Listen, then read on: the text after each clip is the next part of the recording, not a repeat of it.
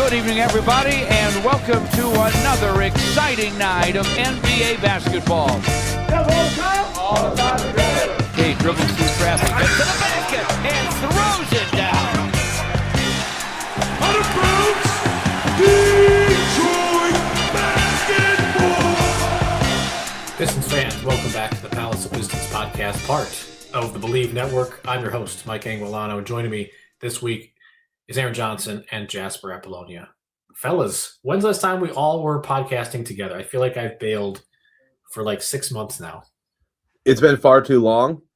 It is good that we're all here, and it's at a very important time of the year, the NBA trade deadline.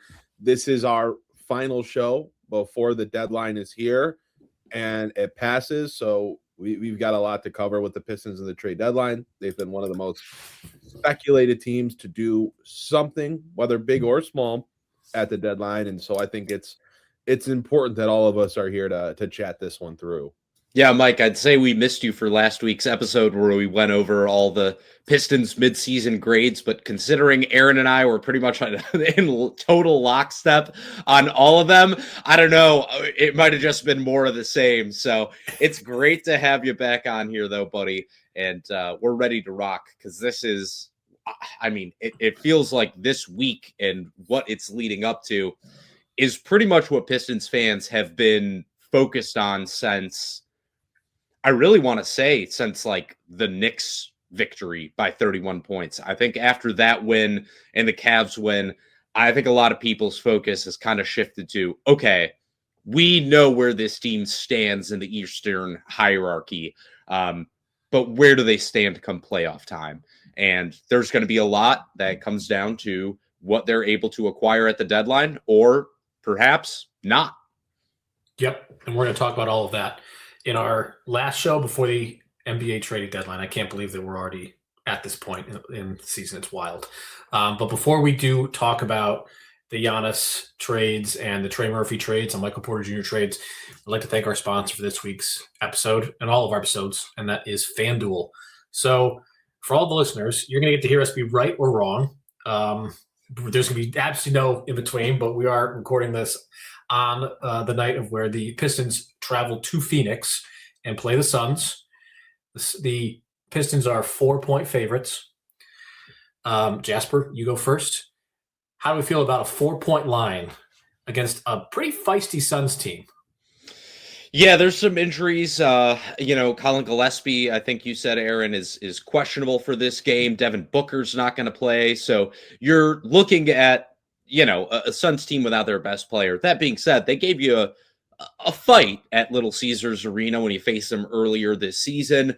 They're not a team that's just going to roll over. They are somewhat similar to Detroit in the sense of, or maybe less so Detroit, more like Boston, where they lost, a big star in this offseason, and people kind of looked down on them and said, I'm not quite sure if this is a playoff team. But through their effort and through, their team play, they've shown that even if they're not contenders out west, they certainly are contenders for a playoff spot. Maybe even, foregoing the play-in altogether. So I think for me, I still like the Pistons to win this game. I think it's going to be kind of similar to the Nuggets win, where it's going to be a hard-fought game for Detroit. But I do think they have ultimately more weapons. And now you've seen these last couple games, Cade Cunningham, after sitting out a few games with a wrist injury, being very much limited offensively in the games that he did play. He's looked like he's back to his normal self now. So I think the Pistons can pull this one off. But that being said, even if they don't, I think they go ahead and they beat the Warriors in their next game. I do see them potentially dropping one of these next two games, but I don't think it happens tonight. Yeah, look, I mean, this is 4 points in the NBA. You're talking about 2 possessions, and we saw how tight the Suns played Detroit a few weeks ago back at El Sierra last week, whatever it was. And I think the big one here is Colin Gillespie, because he's capable, and it's certainly surprised me how well he's played this year for Phoenix. I will say, Jasper, I'm a little bit stunned that you didn't lead with the fact that Jalen Green appears to be ducking the Pistons once again. I had you at minus 500 on FanDuel to leave. He's out tonight again? Oh, my God. That coward. This in pre-prod. Jasper's not listening to me in the pre-prod show. So. I couldn't believe my ears. That's what it was. But, I mean, I think, look, if Colin Gillespie's out, that takes away honestly, a big piece from what Phoenix has been this year. He has been absolutely stellar. They're playing with no Devin Booker. They're playing with no Jalen Green, who did not play. Neither of those guys played against Detroit last time. So it's a pretty similar matchup. The difference this time is, like, it appears Cade Cunningham has relearned how to shoot a basketball, and he's probably not going to shoot 3 of 17 or, you know, whatever he had been struggling from the floor with in the few games that included the Phoenix game. So I think this is a close game. I certainly see it being a close game. The Pistons lead the league in, you know, winning close games all season long. I think Detroit absolutely can win this game. It wouldn't surprise me if Phoenix covered, though, and it wouldn't surprise me if Phoenix won outright. I think if I had to make a decision, I will say that Phoenix covers +4. I like it. Yes, Jalen Green's out. Ducking the Pistons again. That's the word on the street, apparently. That's the word on the street. That's the word on the NBA injury report that I'm seeing. Right now, he's out for right hamstring injury management and ducking the Pistons. It says it right here. It says it right here in black and white. Aaron, I'm with you. I think the Suns are going to cover. I think they could win. We're at the point of the season where, like, the East is going to run through Detroit. Cavs aren't going to catch them. The Knicks are in shambles. So there could be all right, let's take it a little bit easier heading into the All-Star break before some the last couple weeks before the season. So the Suns, I don't think, are that team. They're just going to keep throwing themselves at you. And I think that could be a similar kind of game tonight. No Devin Booker stings, but they just are going to try to goad you into, like, being overly physical and getting into foul trouble. So I think they cover. 4 is a little dicey, like you said, only 2 possessions, but we don't offer betting advice. We just give our totally wrong probable predictions. But the thing that we can all agree on is that we're very thankful for FanDuel for being a sponsor of this week's episode of the Palace of Pistons podcast. All right, let's talk about trades. I can't believe the trading deadline is already basically here. Giannis is the giant domino that we're waiting to fall. And I don't even know if it's going to fall before the deadline. I wouldn't be surprised at all if this falls into the summer and everything's gummed up until the last 3 hours before the deadline because everyone's waiting to see if the Warriors throw everything at the wall for Giannis or the Heat, the Miami Heat, Jedi mind trick Jimmy Haslam and the Bucks into taking Tyler Hero and nothing else. I was gonna say, Mike, I love, like, here come the Miami Heat, like Pat Riley is offering multiple All-Stars for Giannis, and it's just Andrew Wiggins and Tyler Hero. Like, yeah, right, exactly. It's like they're all mad that they didn't get Damian Lillard for like 16 hugs and a smile, and that ended up working out because they have some sort of blood magic ritual that forced him to tear his Achilles. But when Pat Riley comes to you with a trade offer, it's kind of like your girlfriend coming to you and saying, "Hey, let's open our relationship." Don't do it. It's not going to turn out like you want it to turn out. You are going to lose this deal. I don't know. That may have been the case a while ago. Now it might just be like, hey, is the early bird special still on? Or, it's not going to be the same Pat Riley Godfather sitting there. But you're right. Don't trade with Danny Ainge typically unless you want to, get asked for 4 pick swaps and 4 picks for Lauri Markkanen. Don't trade with the Miami Heat because they're going to trick you into thinking that Max Strus is good or whatever. Gabe Vincent, 2 of the just prime Miami Heat. These guys are good, I swear. They just don't have the Heat magic. So let's talk about the deadline. Lots of moving pieces, potentially, for the Pistons. Lots of names that have been mentioned. We've talked about Michael Porter Jr. We've talked about Trey Murphy. But now we're at the point where the Pistons are going to probably be the number 1 seed. They have a chance to do some damage. They haven't played the Thunder yet, have they? I think they played the Thunder twice in a 4-day span or something. Yep. So let's just open the floor. Tell me about somebody that you think the Pistons should be looking at. Let's start with MPJ, actually, because I think that's where the most smoke is right now. You see lots of reports at the national level of Michael Porter Jr. being a likely target. And if you hear that enough, it's probably going to happen or damn well close. So let's start with Michael Porter Jr. Aaron, what are you giving up for him? Are you throwing in Ivy? Are you throwing in picks? What are we doing here? Yeah, look, MPJ is a guy that has grown on me as a Pistons trade target at the deadline this year. He's having such a hyper efficient season with Brooklyn. He gives Detroit a lot of what they need in terms of a secondary scoring option, depth and talent at the forward spot. Obviously, the outside shooting is massive. He's a really good rebounder for his position, and not the worst defender. He's not as bad as maybe he was in past years. I do like the idea of trading for Michael Porter Jr. I don't know how it gets done on Detroit's end, because I just think the blocker for so many of Detroit's trades is that they don't want to move Tobias Harris. And when you look at the contracts that they have available to leverage in trade talks, Tobias Harris is like the big salary contract at $26 million a year.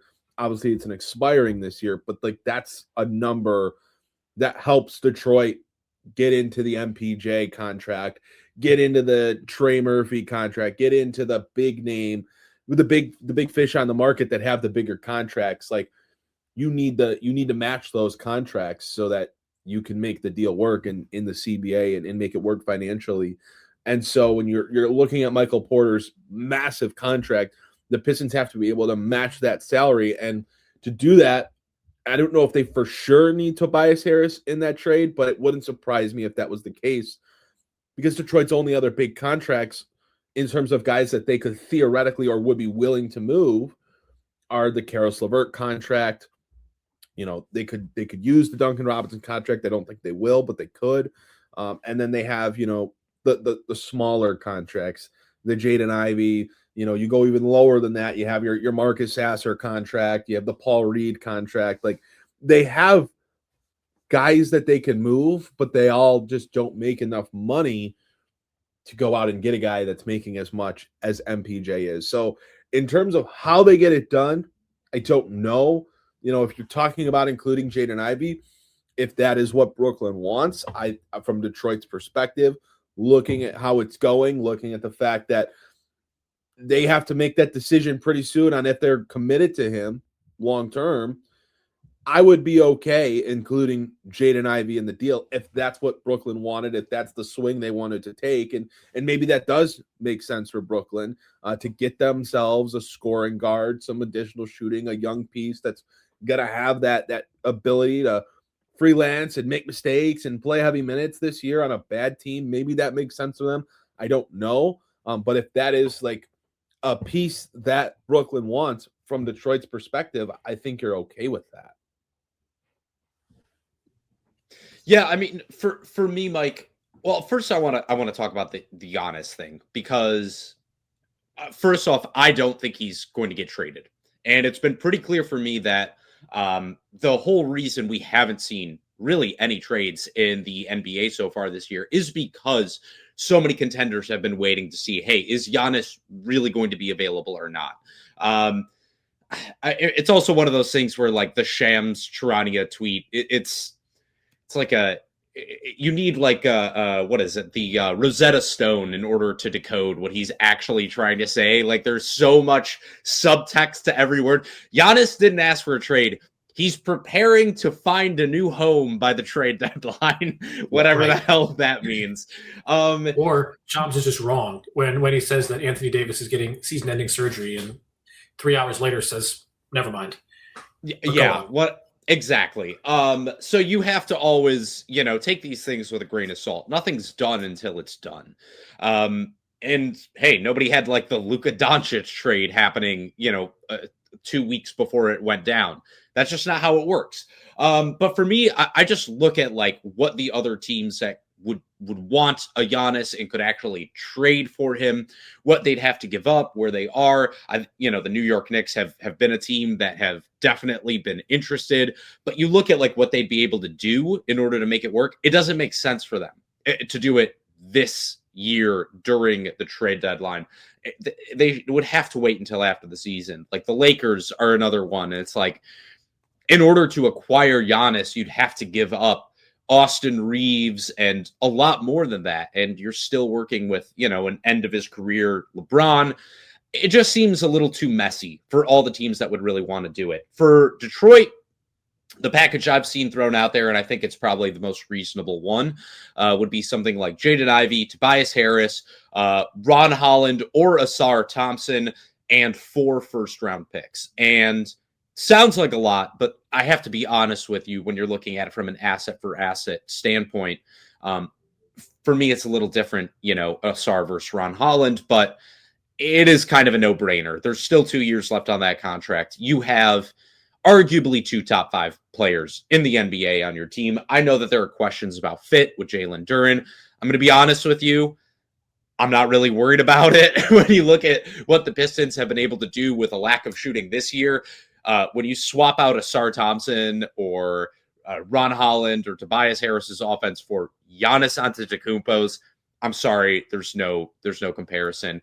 No. And you're not getting a defensive drop off really either. So, I think it would just be an absolute no-brainer in a lot of ways. That being said, I just don't see that being where the Pistons are in the direction they want to go. Now, in regards to like Michael Porter Jr., Mike, I'm into it. I just think that, and as we approach the deadline and this team continues to win despite a lot of things going against them at times, injuries, bad shooting, they continue to overcome all the issues that have been thrown this way this season. And when I look at that and I look at what a team like, say, Brooklyn and we've talked about him, but we haven't mentioned him really this podcast, somebody like a Lauri Markkanen would demand. And when I look at like what the Pistons front office seems to be prioritizing, I just don't see them being willing to give up multiple first-round picks for a Michael Porter Jr. And it's not just multiple picks, it's multiple picks and a player. And like you said, Aaron, it's going to be Tobias Harris. If you're going to make any of these salaries work, it's just going to have to be Tobias Harris. His contract is coming off the books next year. You can't, Karis LeVert has very minimal value.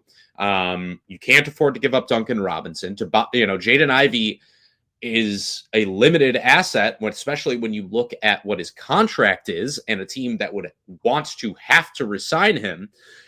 I just think Tobias Harris has to be the guy that's going out. And you saw in that Denver game just how crucial Tobias Harris can be to this team. Like, they don't win that game without Tobias Harris absolutely dominating post-ups, playing solid defense. It just is very clear to me that he brings a lot to this team. So when I look at it, I say to myself, when I look at, say, the Denver game and the reason why they won that game by 2 points instead of by 15 points, they don't have enough shooting. They don't have enough ball handling. And I think we're all in agreement on that. But I don't think that has to come necessarily from a big trade. I think you can get that for something more approaching what you did for Dennis Schroeder last year. And so a couple guys I'm going to throw out there, Coby White and Norman Powell. And these are both players who are Coby White's only making like $12 million this year. Norman Powell's making 20. They are both unrestricted free agents going into next offseason. And these are players that I think you could very readily acquire for the right package, and one that wouldn't require you to give up a Tobias Harris. I think you could get these guys for a first-round pick in Jaden Ivey. I don't think it would be all that difficult. To get Norman Powell, it'd be Jaden Ivey and probably like Paul Reed or something like that. I haven't done the math on the contract, but I think to me, those would be very, very attractive options, because you looked at that Denver game and that was the perfect example of like why the Pistons are so good and why a lot of people still think that there is a cap on their ceiling. Because when Duncan Robinson goes 0 of 8 from the three-point line, 1 of 9 from the floor overall, that is a very difficult game for the Pistons to win. They don't have the secondary shooting. They required a Ron Holland corner 3 to go in. They required 2 very difficult Jaden Ivey 3s to go in.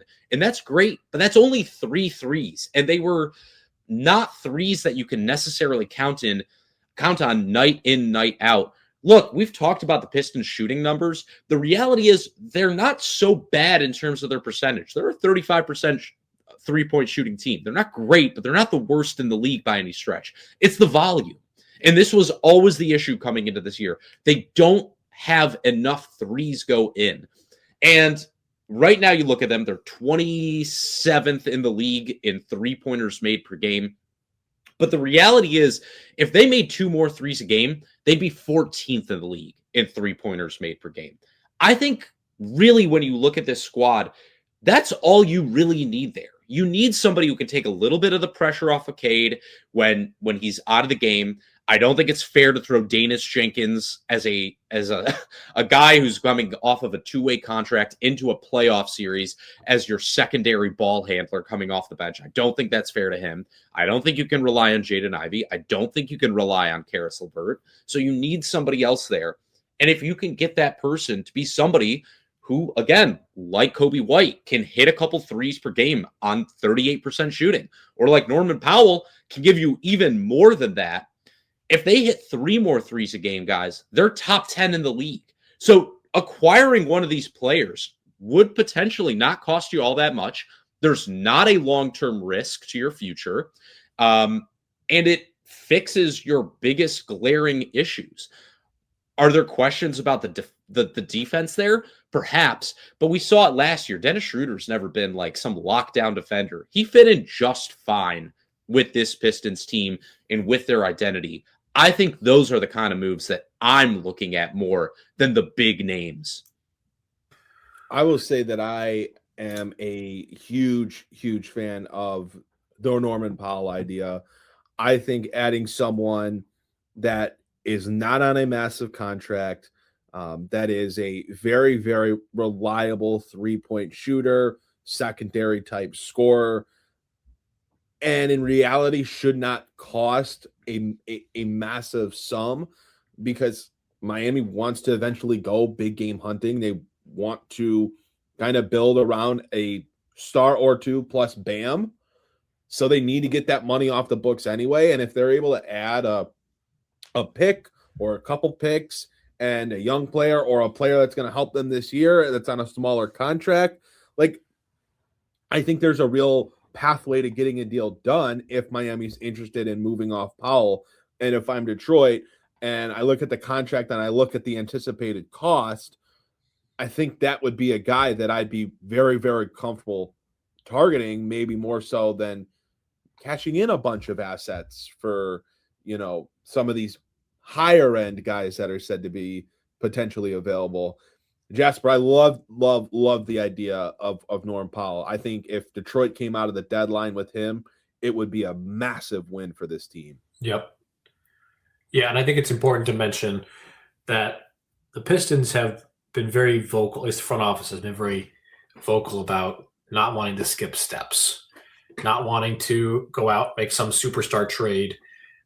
Trajan Langdon said like a month ago to JB, I think it was on FanDuel TV, about how pretty much exactly that. You don't need to skip steps, go right out and trade for some sort of superstar immediately. That just does not seem like the mindset for him.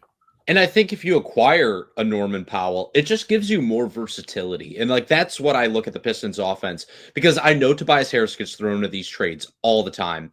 But you saw what he's done in several of these games where the Pistons have really struggled at times offensively. Him being able to post up and score effectively, there's nobody else on this roster that really has that skill set. I mean, Cade can do it a little bit. Duran can do it a little bit. Stewart can do it a little bit.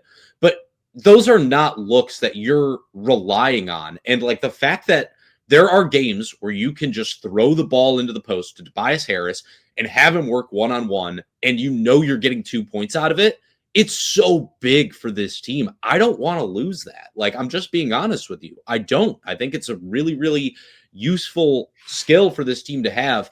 And by acquiring somebody like, say, Norman Powell, you're right, Mike. It allows you to not skip steps, because then you have, with him and Norman Powell coming off of your books next year, $46 million freed up, which allows you to give Jalen Duren a max contract and potentially also take on a near max salary in free agency or in trade. So I think for me, it's like, when I look at that versus locking myself into a Michael Porter Jr. contract for the next couple of years, I think that contract won't age terribly, but I just think it gives you what you need for this playoff run while also maintaining your ethos as a front office of, hey, we're going to go about this in a way that is step by step and not skipping over anything. I just think this is the kind of move that allows you to shore up your roster and also plan for the future at the same time. And hey, it's not like Duncan Robinson has been exactly like some lights out playoff performer in the past. I think you need to acquire somebody else who can perhaps spell him, not just at the you don't just need like power forward depth. It seems like you actually have enough there. You kind of need that shooting guard depth right now, which is not something I really think we saw ourselves saying coming into the season. When you looked at the roster, it was probably the other way around. But the way I look at it, I think that's the position right now where you're looking and you're saying, hey, this is where we need a little bit of an upgrade. Yeah. We did definitely come into the season thinking that power forward was going to be an issue after Tobias Harris. And I think you're right about him. His floor as a scorer is not something I think you can give up in a playoff setting. It's probably somewhat overlooked in the aggregate of the regular season, but in a 7-game series, you're going to want that ability to go out and have somebody else who could score the ball that isn't Cade Cunningham, because it's all about matchups. Mike, he's 98th percentile in post-up scoring this year. He is one of the very, very best in the NBA. It's a good shot for him to take. And you're willing to let him take that shot. If you're the Pistons, if it's going to give you some breathing room. And then there's the locker room aspect too that has been mentioned a lot. Of the players really like him. He's almost the pseudo coach within the locker room that gets his voice heard even more sometimes than JB. And you can't just get rid of that in a time when this team is clicking so well. You can't just take that away and expect the train to keep rolling at the same speed that it's rolling. I like the Norman Powell idea a lot. I have Fanspo up on my second monitor here. So if you want me to run anything, I can run a trade just in case. Can it AI generate us a realistic trade package between the Pistons and Heat for Norm Powell? That's what AI needs to be used for. Build us realistic trade models, okay? Let's do something valuable to society. Did Pat Riley create the AI? Because if so, I don't know if we want to run that.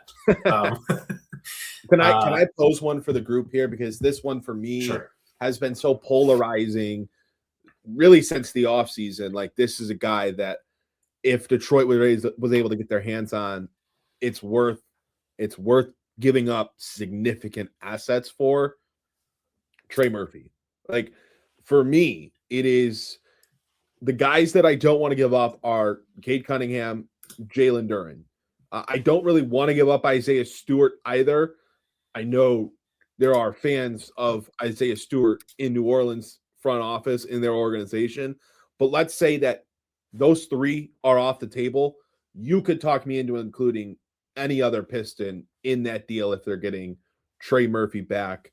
The size, the shooting, the incredible value on his contract, and the length of the contract. He is locked up long-term on a very friendly deal. I would be all in on, if you're talking about multiple first-round picks, if you're talking about Jaden Ivey, if you're talking about Ron Holland, like, this is a guy that fits a major need and fits the timeline and fits in super well with what your financial nucleus is going to end up looking like. So I don't know how you guys feel. I'm sure like the thought of adding Trey Murphy is great, but when you look at the cost as well, this is a guy for me that if the Pistons are going to go all in this year, if they're going to make that big splash move, this is a guy that I would certainly target. I just think the price tag's going to be too high for the front office to stomach right now. And the reality is, like, I've always been somebody that said, hey, the NBA moves fast. Like, people go, hey, we got this great young core, and it's like, no, you have to figure out what you're going to do with it, and you got to figure that out pretty fast. But I don't think the Pistons are there this year. I think next year, yes. I think next year is like you need to figure out exactly what you got. You need to figure out what your consolidation move is going to be. I think it's got to happen after this playoff run, no matter what happens. I mean, even if they win a title, you got to figure out what you're going to do after that. But for me, like, the way I look at it is that will still be there next year. Like, the Pelicans are still going to suck next year. Trey Murphy's contract is still going to look really good next year. And you're going to have the benefit of the hindsight of whatever happens in the playoffs this season. I just don't see anything from this front office that is telling me they're going to be willing to give up what New Orleans is going to want, which is, like you said, it's going to be a Ron Holland and a Jaden Ivey and multiple first-round picks, and probably somebody else as well. And I'm with you as well in the sense of, like, for me, Jalen Duren, Isaiah Stewart, I can't believe I'm saying this. Isaiah Stewart is totally untouchable for me in that kind of deal. So yeah, I just don't think, for me, it's something that I want to do right now. It's the same way that I think a lot of teams are going to approach the Giannis situation, which is, yes, I want this guy on my roster. No, I'm not sure this is the time to do it, or that the resources that I'd give up in order to acquire this player would actually put me in a good enough position to take advantage of that player. Here's where I will push back on that a little bit in terms of the timing of doing it this year. The point one is you get Trey Murphy for this year's playoffs. Like, you integrate him, you get him next to Cade Cunningham, you get him in a lineup with Cunningham and Duren, and you add that spacing, you add that shooting, you add that athleticism. That's one. Two, presumably Jaden Ivey is part of this deal. Presumably. Maybe he's not, and maybe, like, this is a moot point, but presumably he is, which means if you're the Pistons, this is your chance to trade Jaden Ivey. If you go into the offseason, you're either letting him walk or you're re-signing him to more than likely a long-term deal. So this is your chance to use whatever value Jaden Ivey has and to use his contract to make the money work, to get a guy that is on, I think he's making $25 million by the end of his contract in the 2028-2029 season. He's only going to be making $31 million. Like, he's 25. Like, there is, if you can use Ivy, and if you have to use this year's first round pick as one of those picks, that's fine. Like, this is going to be pick 26 or whatever and beyond, pretty much locked in. Like, it's going to be an end of the end first round pick. So if you're going to use a first round pick in this deal, which presumably it's going to have to be multiple first round picks, use this one because it's already going to be such a late round pick. I hear you. And this deal, the theory of getting Trey Murphy will likely be out there next year if he's not dealt at the trade deadline this year. But at the same time, I think the Pistons have an incentive with some of their assets to go out and try to use those assets to get him now rather than waiting. So here's my counter to that. One, you can sign and trade Ivy for Trey Murphy in the offseason. There's nothing stopping you from doing that. So it doesn't have to be at the deadline. You can still do it in the offseason. Second, I don't think that a Trey Murphy deal, and this is, I think, my trepidation with a Michael Porter Jr. deal as well. I don't think it actually solves all the problems that you have right now offensively. And to be clear, like, these problems are problems, yes, but they are problems you're currently overcoming. He certainly helps, though. I mean, he helps with perimeter shooting. Absolutely, he maintains your athleticism, but he's not a ball handler. Like he's not a outside in guy in that neither sense. is Norman Powell, and quite frankly, neither is Jaden Ivey been that this year. Well, that's what I'm saying, and that's the issue. They need that. That's why I've said like Coby White to me is a player that I'm very much interested in. He is a player that he's not a point guard, but he's a combo guard. He gives you what ideally you were going to get from Jaden Ivey this year. Norman Powell, no, he's not as much on ball, but he can handle the ball. Like Norman Powell has ran backup units for the Clippers in the past and done it just fine, and the Raptors as well. Is he that much more of a ball handler than Trey Murphy is, though? Yes, absolutely. I don't know. I think when you're looking at like in the ability to like break down defenses off the dribble a little bit, Trey Murphy to me is just like, he's a great scorer, but I don't think it solves all the Pistons issues right now in the way that really I think like I don't see the power forward position as an issue. I see the backup point guard position as more of an issue. I see the shooting guard position as more of an issue right now. And I think that it's easier to solve those problems. You have to give up less, and it maintains your flexibility if you do go out and do the Trey Murphy deal. I think that's really my main argument is like, this does not stop you from doing a Trey Murphy deal in the offseason. They could do both, though. I mean, they could go out and get Trey Murphy. I mean, we saw last year what it took to acquire ball handling at the deadline. Sure. And Schroeder. Like, there's a world where the Pistons could say, all right, we're doing this. Like, we have the best record in the Eastern Conference. We have a super young nucleus. We have the financial flexibility, and we have all of our draft capital. If there's a year to start pushing in the chips and see if this is real, while Cade Cunningham and Jalen Duren are both healthy, they're both having phenomenal seasons. Like, why wait? The East is open. Like, this is a great chance. Let's go out. Let's get Trey Murphy. And then what other contracts do we have? What other potentially enticing pieces do we have on the roster that we can use to leverage getting?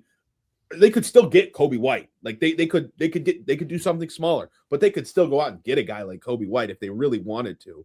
I mean, they're getting Trey Murphy doesn't block them from doing something else that helps them in that area of getting some additional ball handling or some secondary creation alongside Cunningham. I agree, but that's a huge roster shakeup. I mean, there's no way you're getting both those guys without moving. I mean, you're going to have to move at least 4 players. And I just don't see this front office right now being in that kind of mindset. I just think they're in the place where they're like, we are the number 2 team in the NBA right now.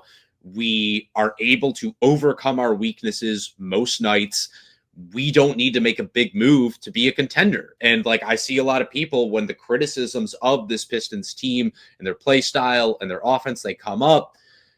I hear those and I don't disagree with them on paper, but I think also it's just like, you look at the rest of the East and who is in a position to take advantage of those weaknesses until you get to the Eastern Conference Finals? Because the reality is, as of right now, if you're going to face Miami in the if it just like shakes out the way it is right now, you're facing Miami in the first round and you're facing Toronto in the second round. And then you're playing one of Boston or New York in the Eastern Conference Finals. And I'm sorry, I am not afraid of Miami or Toronto whatsoever. I mean, oh no, Jaime Jaquez is coming for me. Please save me from RJ Barrett and Emmanuel Quickly. No, I don't care. These teams they're down here. So like for me, I think when I look at the Pistons front office mindset and they look at what they're facing in the first 2 rounds, I think there's a justification in saying like, we don't really need to worry till it gets to the Eastern Conference Finals. And once we get there,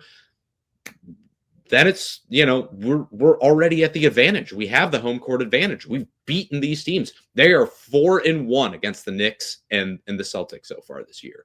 So I don't know.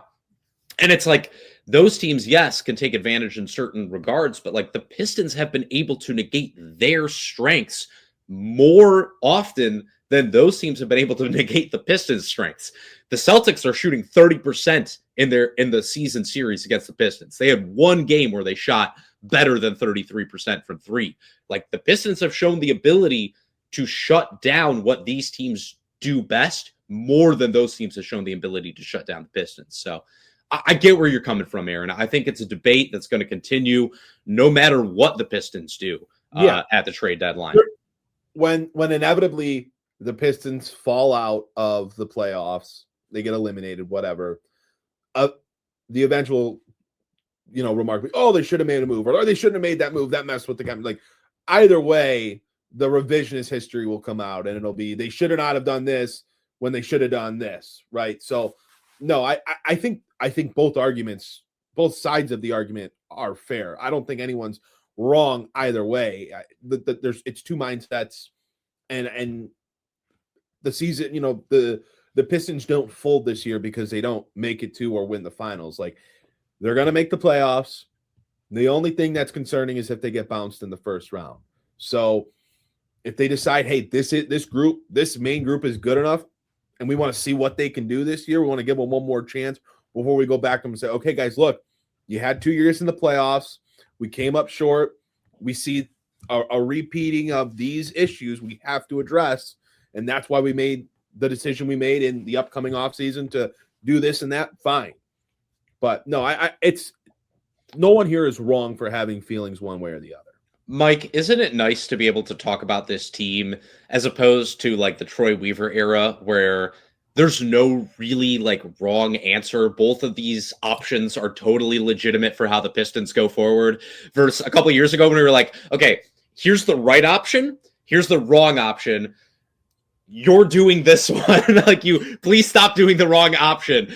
It's very nice to be able to live in like the gray area as of right now versus the black and white that we were dealing with for 4 years of terror. Yeah, I was thinking about 2 years ago around this time, I was on a walk around downtown Cleveland for my job, and I was getting notifications about how the Pistons cut Killian Hayes. So we've made some strides. Let's put it that way. We've made some moves. And getting rid of Joe Harris. They cut Joe Harris, I think, and they cut Killian Hayes, and that was basically it. And then I read on ESPN that the last time the Pistons had 4 tradable first-rounders was 2020 when they sent a protected first-rounder and Christian Wood for Trevor Ariza and the rights to Isaiah Stewart. The infamous locked up trade piece. Yeah, of course. Trevor Ariza. He doesn't seem like a 2020 basketball player. He seems like a 2014 to 15 basketball player. That's what I see in my head. But yet here he was. The Pistons acquired his rights in this decade. Is this the last year of Dwayne Dedmon's dead money? Or is it next year too? No. I actually don't remember. I think this might be the last year of Dwayne Dedmon's dead money. Please find this out for me, Mike. I'm checking. You can all vamp for right now. Oh man, what are we doing? Still talking? No, there's no dead money for Dwayne Dedmon. We did it, guys. We're past it. The only dead money is Colby Jones. Ah, yes. R.I.P. But what happened to him? He was here this year. What did they do? Who did they sign? They went Isaac Jones. Isaac Jones. They just swapped out Joneses.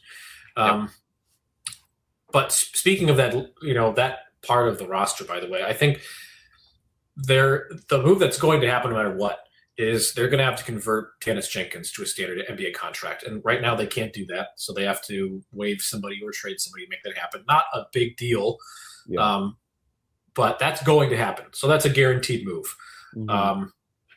And can't understate how impactful and important he has been to this team also. And we were talking about a little bit in the Palace of Pistons group chat about how the days of all these firsts and all these swaps going out in trades, I think the Desmond Bane trade, who went for more than Luka Doncic, by the way, those days I think are over because of the second apron deal. That's not going to happen anymore. And the Magic, unfortunately for them, they made the last bad move because I don't care if Desmond Bane starts to shoot better or not. That wasn't a very good trade.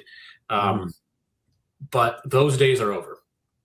Potentially even for Giannis. I mean, the Hoop Collective guys were pretty much like, Giannis might get traded and you might look at the deal and be like, what? 2 firsts? or some ridiculous package that you're like, that's not that much. How many guys on the wrong side of 30 have the same impact that you think they're going to have when they're 29 and 30? Like, Giannis is going to get to 34 sooner rather than later, and you're going to done what? Traded your two top young players, a big contract, and your 4 first-round picks and 2 pick swaps for him, only to then sign him to a massive extension that's going to pay him into his 38, 39 season. And quite frankly, it's a guy that's predicated on playing a very physical brand of basketball, a very athletic brand of basketball. Are we getting reminders of a certain trade or a certain player who maybe once upon a time played for the Detroit Pistons? He might give you that great first or second year, but eventually Father Time catches up with everybody. And so, yes, if you are in a position to win and you really think it's your time, like, go for it. Like, well, I will say he's only signed for 2 more years. So, hey, you get 2 great years out of Giannis, and that's what you're trading for. Let's be honest. Yeah, but are you trading for 2 years, trading your next 6 first-round picks and your 2 best young players or whatever it's the Bucks are asking for, the King's ransom? I'd imagine you're doing it with the mindset of you're also going to pay him down the line. Yep. And if you're paying Giannis, you're paying him a ton of money. Yeah, I mean, that's why I just don't think he gets traded to the offseason. Like, you look at the teams that would make sense competitively speaking for him, and it just doesn't. They can't give up what they need. Like, the Knicks can't do it. They gave up 5 first-rounders for Mikal Bridges. Yeah. So now if they want to make something like this happen, you got to give up Karl Anthony Towns. But they built so much of their roster around Karl Anthony Towns. So it's just like, there's just no... I just don't see it, and that's why you see like a team like Detroit being thrown out there where you think about really Jaden Ivey, 4 first-round picks, Tobias Harris, and Ron Holland does not seem like a lot for Giannis. No. But it genuinely, that will be one of the best offers that the Bucks would get, because what else can you offer? I just think teams are wising up to the idea of, and this is not about Giannis anymore, but I think teams are wisening up to the idea of 4 first-round picks in a deal is just not happening anymore. Like, nope.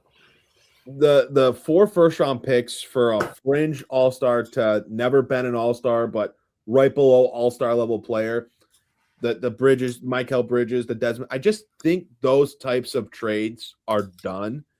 I think that you're going to start seeing, because of NIL and guys staying in college longer, you're going to see a better pool of talent in draft classes.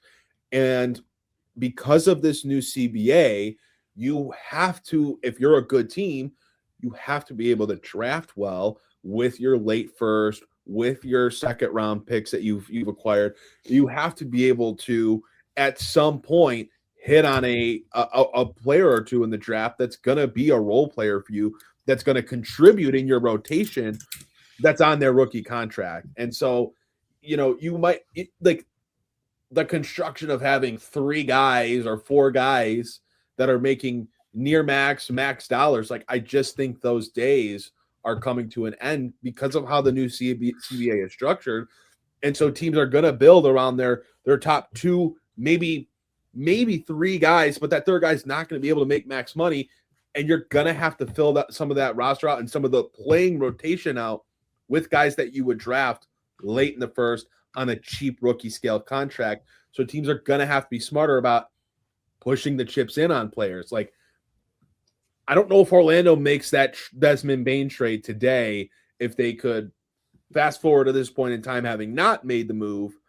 I don't think they would make that same deal. I think we're seeing that because of the CBA structure, first-round picks are just becoming more and more valuable.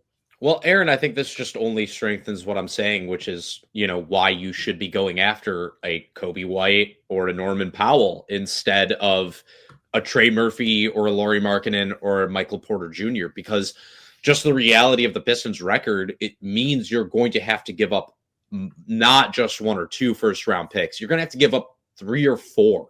And when I look at that price tag, I'm totally in agreement with you. I just think that's too much. Even when you do look at the money that, Trey Murphy is making, and that's a great deal. Don't get me wrong, but you're giving up that back of the roster depth, of that ability to acquire cheap end of the roster depth moving forward. And I just don't know if that is worth it for this team right now. And I think the thing too with like a Coby White deal is like, I think you can acquire him for a first round pick and a player, and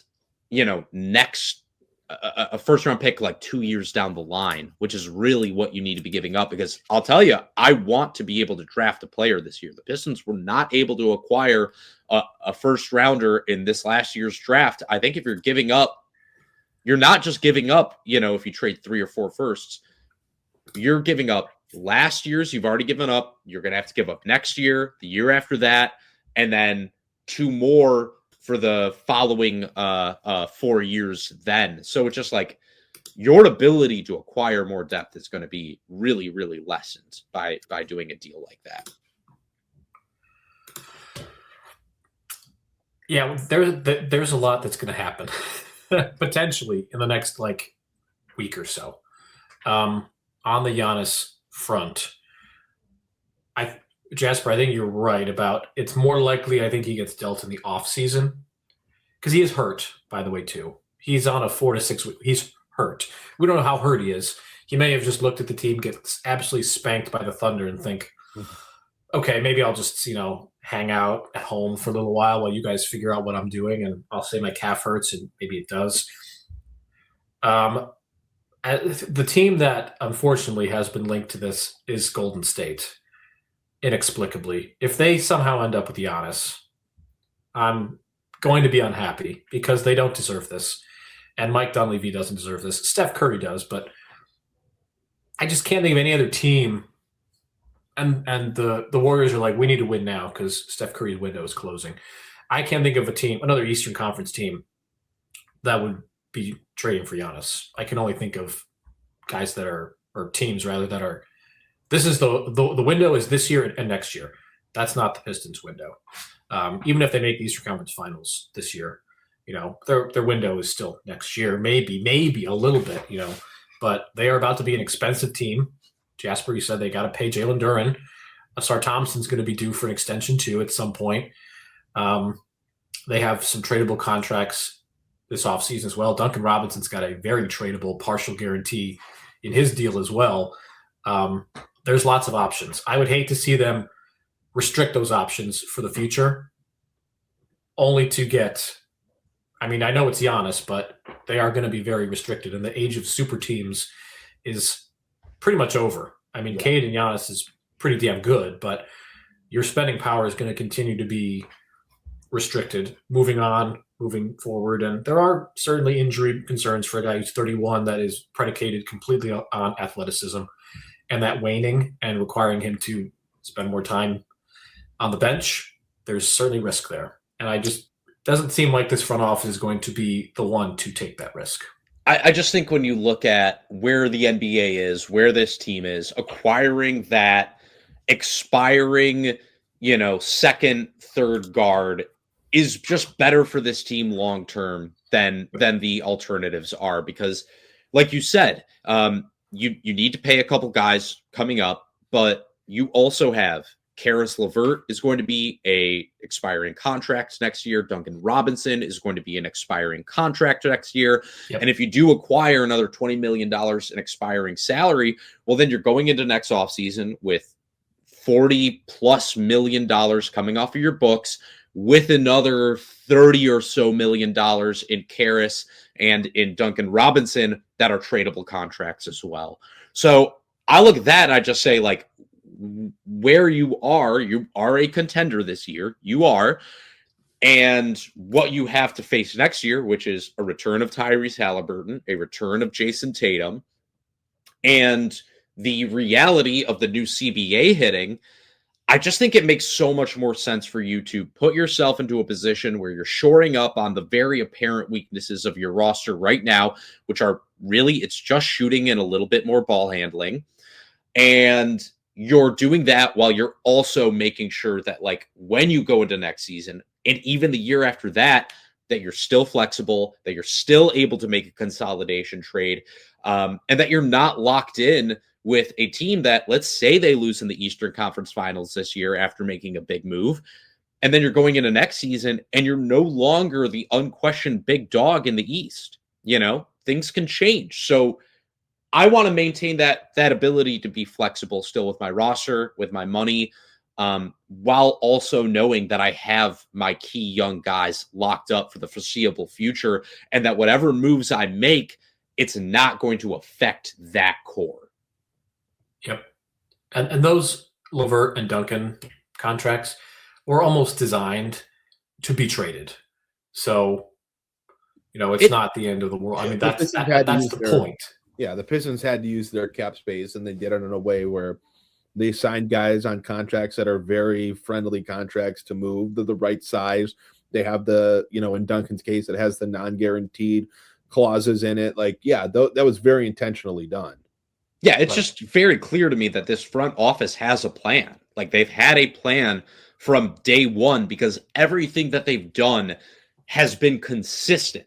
It is the opposite of the Weaver era, where you make I always go back to the Mason Plumlee signing, where they gave him that contract and then they offloaded him in the offseason as a negative asset. That's correct. I think he has more triple doubles. I think Cade recently passed him in terms of triple doubles in a season or something. Doesn't matter. But yeah, I just think when you look at that, it was what exactly is the plan here? I look at this and the plan seems very, very clear. They were going to try and improve the roster, bring in veterans last year. They were going to try and upgrade a little bit this year. They got screwed over a little bit because of the Beasley thing. And then next year, they were going to go into that season and say, hey, we have Tobias coming off the books. We have 2 expiring veteran deals here. We're able to lock up Jalen Duren after acquiring more pieces. It just seems also purposeful to me. And again, the Karras and Duncan thing, it's okay, we keep them on our roster. That's fine. When they come off the books, hey, guess what? Asar Thompson is now up for an extension. It's all there. The numbers work out. The psychology of it all works out.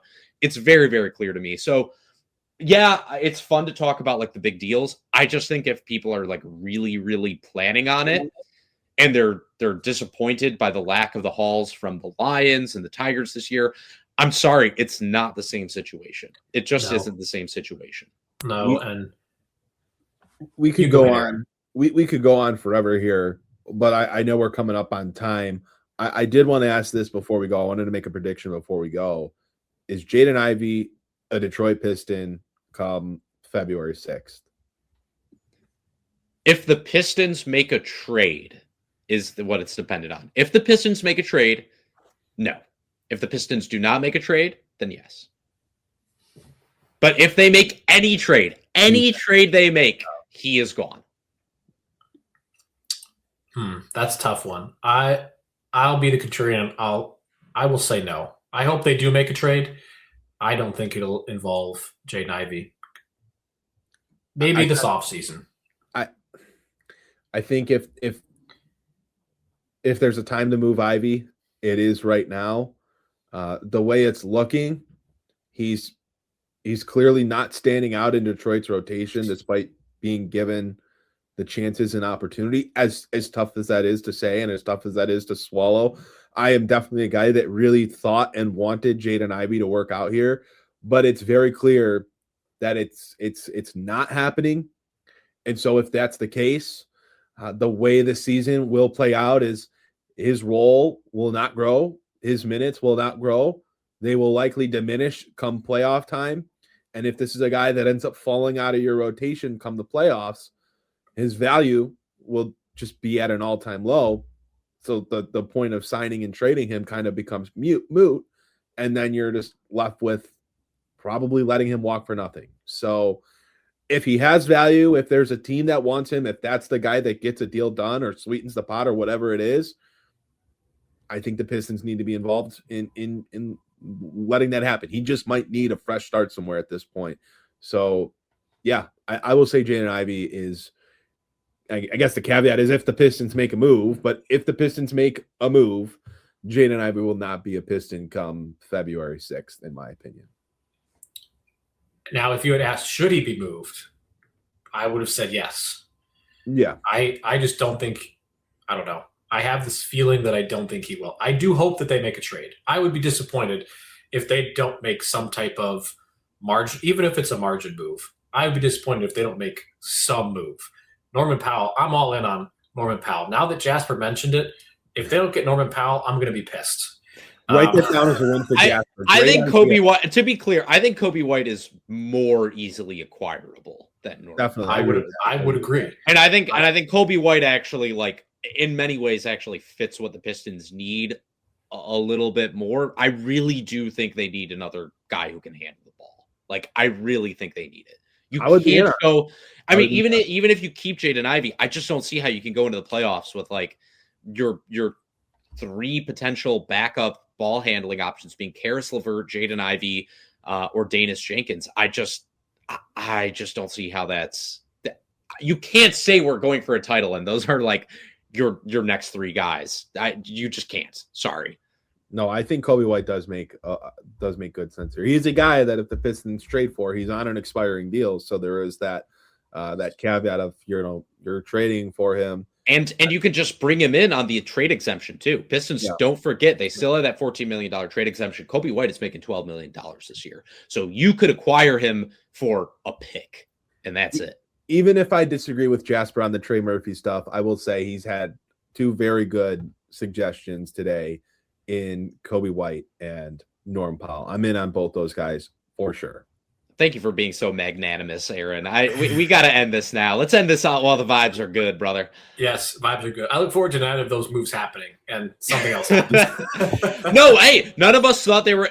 I mean, I don't think any of us threw out Schroeder last year, but that is the reality. That is, yeah. Well, I mean, that is the reality of the NBA. Guys are available that you don't know are available, and there are a lot of guys out there that do fit the skill set I'm talking about when I talk about Norman Powell and Coby White. Hey, man, Zach LaVine's probably on the docket. Anyway, moving swiftly into the wrap-up show of the podcast, I'd like to thank our sponsor for this week's episode, FanDuel, for being a consistent sponsor.